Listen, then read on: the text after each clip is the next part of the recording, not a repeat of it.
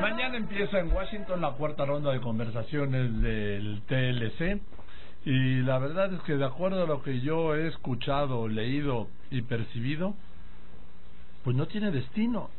Por eso le aprecio mucho hoy al secretario de Economía que haya aceptado volver a este estudio, Ildefonso Guajardo, para que nos diga. Ildefonso, gracias por venir, buenas tardes. Gracias. A ver, ¿tiene destino esta negociación o no?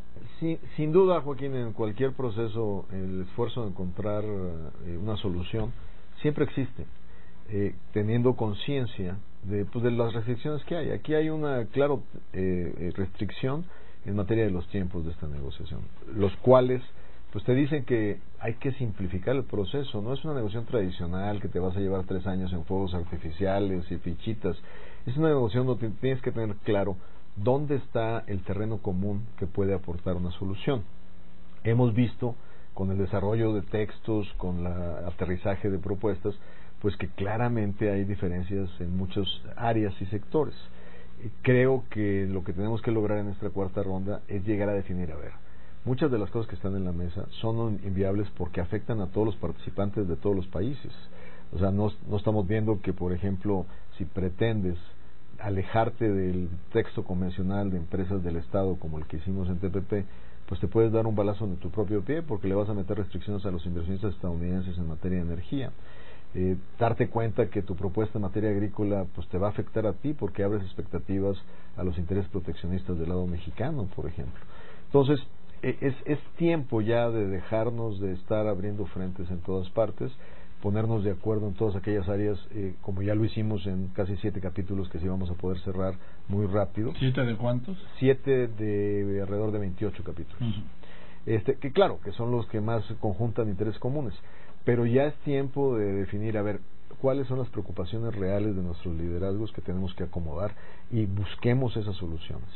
Eso es el objetivo. Ahora, lo que sí has escuchado tú y es la reflexión que haces, es que ya muchos actores del lado mexicano, del sector privado, del sector político, del legislativo, lo que están subrayando lo que yo dije desde hace mucho cuando tú me invitas al programa, que estamos sentados en esta mesa con el propósito propositivo de encontrar una solución, pero tampoco estamos ausentes de un escenario alternativo.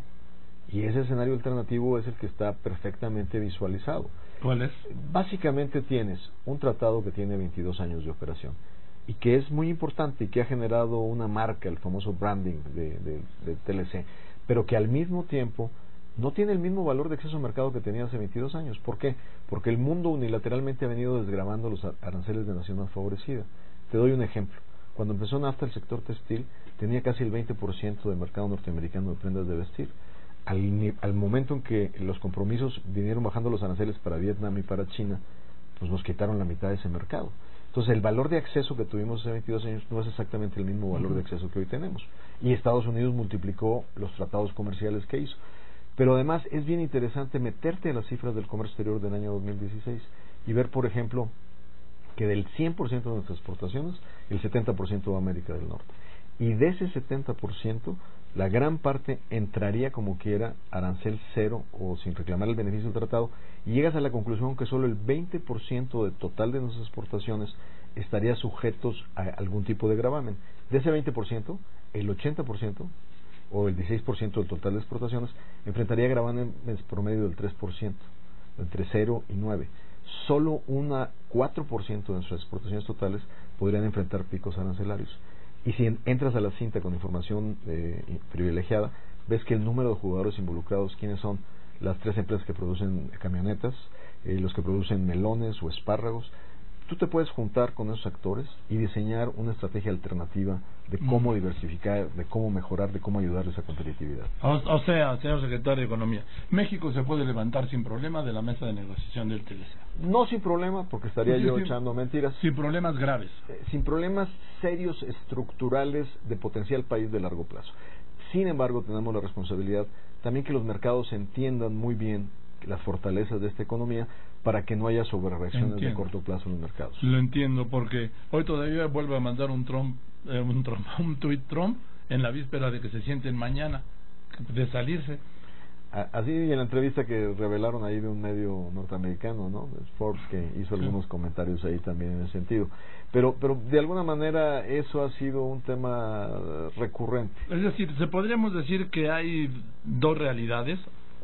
¿La de Trump y sus tweets y la de sus negociadores? Yo no llegaría a ese extremo. Te diría, los negociadores que están en la mesa están con muy buena voluntad de ir avanzando lo avanzable. Traen instrucciones muy específicas en algunos temas que hay que ser realistas. O sea, eso no quiere decir que el negociador norteamericano no está atendiendo las expectativas de su presidente, que es lo que introduce el grado de complejidad.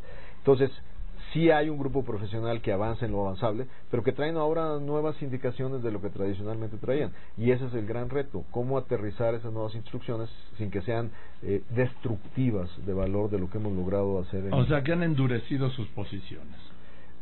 Yo te diría que lo que han hecho es puesto ya en blanco y negro muchas de las cosas que ya habían señalado en discursos, en editoriales, en posicionamientos. Y que de alguna manera yo siento que innecesariamente están poniendo un poquito de fuegos de artificio en más temas de los necesarios, cuando en algunos casos te das cuenta que ni siquiera nosotros, su propio sector privado, está conteniendo esos objetivos. O sea, están tirando demasiado de la liga. Se está estirando la liga. La están tirando ellos. Sin duda, sí. Sin duda. Y nuestro trabajo es dejar claro que hay voluntad de lograr un acuerdo que sea conveniente para todos, de un espacio que permita al presidente de los Estados Unidos acercarse en algunos temas de su narrativa sin que destruya claramente el valor. Es decir, que todos ganen algo. Pues esa es la política, ¿no? Y esa es la negociación. Que todos cedan algo para que todos ganen algo. Así es. Pero Trump no está dispuesto a ceder nada. Por lo menos en su retórica. Y ahí sí que hay que tenerlo claramente definido, ¿no? Porque eso lo hemos visto permanentemente en esa retórica, ¿no? Inclusive lo hemos visto en esferas mucho más delicadas que un acuerdo comercial, como es la amenaza de los temas nucleares, ¿no? Entonces, siempre hay que estar conscientes de que hay que estar trabajando la realidad, hay que estar tratando de avanzar soluciones. Y hay otro tema, Joaquín, que es bien importante.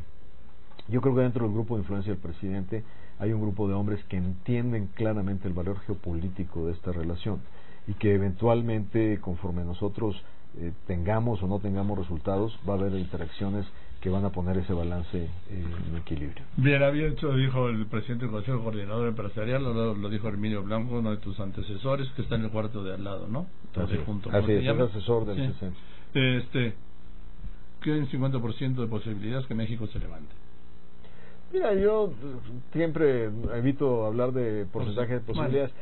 Yo te lo planteo de otro modo. Que sí existe la posibilidad de que México se levante de la mesa. Yo te diría que existe la posibilidad de que México mantenga una posición firme, una posición clara, constructiva, que si no le parece suficiente a la administración Trump, finalmente los que se van a levantar de la mesa serían ellos. Porque recuerdas, el tratado seguirá con Canadá, independientemente de que los Estados Unidos quieran o no denunciarlo. O sea que México sí está dispuesto a levantarse. México está dispuesto a mantener su posición, sí, independientemente que Estados Unidos considere que no es suficiente lo que hemos puesto en la mesa. O sea que sí hay vida después del TLC. Sin duda que hay vida después del TLC, y eso dependerá de los mexicanos, de poner en su justa dimensión el reto, y está demostrado con números concretos de que esto es sin duda manejable, y eso es lo que nos da fortaleza en la negociación. Ahora, el presidente, y aquí me lo comentaste ya hace mucho tiempo, la instrucción del presidente era que con el TLC se negociaba todo. El mensaje de aquel día veintitantos de enero del señor presidente es: esta negociación es integral. Así es. Es integral. ¿Qué quiere decir?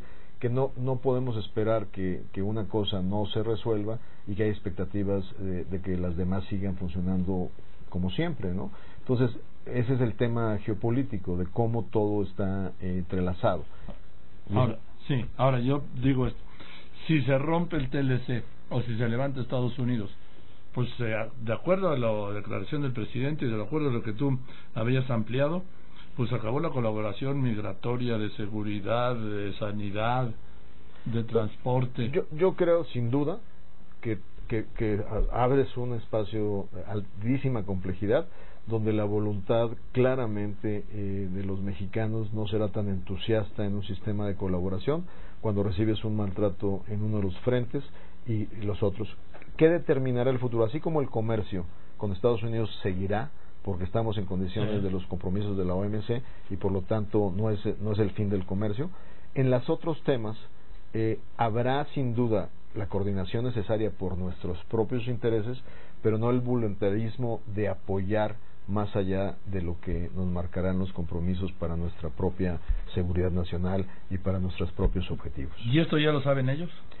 Yo creo que el equipo del presidente Trump está muy consciente, y creo que tanto el secretario de Defensa como el jefe del gabinete son hombres que tienen una larga historia de relación con México, que se han coordinado con nuestras Fuerzas Armadas y conocen el nivel de complejidad que esta relación tiene. Empieza la cuarta ronda mañana en Washington. ¿Cuáles siguen? Básicamente yo voy a Washington este fin de semana, tendré agenda con diferentes actores de estos temas adentro y fuera del gobierno.